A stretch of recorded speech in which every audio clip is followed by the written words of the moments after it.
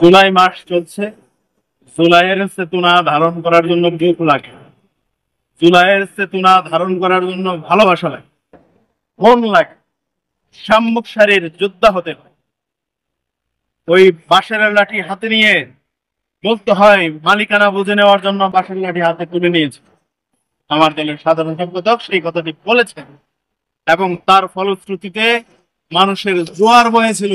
24-এর গণঅভ্যুত্থান হয়েছিল, হাসিনা বিদায় হয়েছিল। তারেক রহমান শেখ হাসিনার চোখে একজন বড় ধরনের মাফিয়া ছিল। সেই জন্যই তারেক রহমানকে গ্রেপ্তার করতে হয়েছে।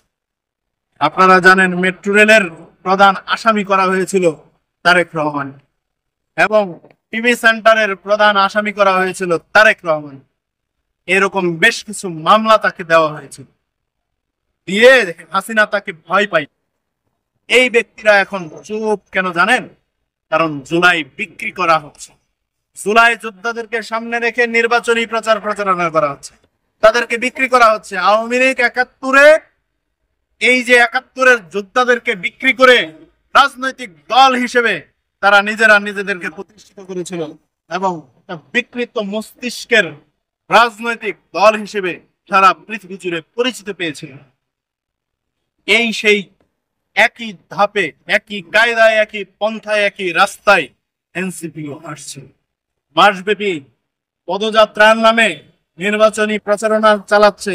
আপনারা তাদের বক্তব্যগুলো শোনেন, দেখবেন কখনো মিডিয়াকে নিয়ে তারা অদ্ভুত কাণ্ড, অদ্ভুত ধরনের কথাবার্তা বলছে। কখনো দেখবেন সারের মতো চিল্লা ফাল্লা করছে, দেখবেন কখনো আবার পাগলের মতো লাফালাফি করছে। জুলাইয়ের চেতনা তারা কি ধারণ করে আল্লাহ ভালো জানে, উপর আল্লাহ ভালো বলতে পারবে। জুলাইয়ের চেতনা তাদের ভিতরে কতটুকু আছে। শুধু জুলাইয়ের যোদ্ধাদেরকে বিক্রি করে মানুষের সামনে উপস্থাপন করে ভোটের মাঠ তারা দখল করার চেষ্টা করছে। ভোটের মাঠ এত সহজ না, ভোটের মাঠ খুব কঠিন এবং পিচ্ছিল।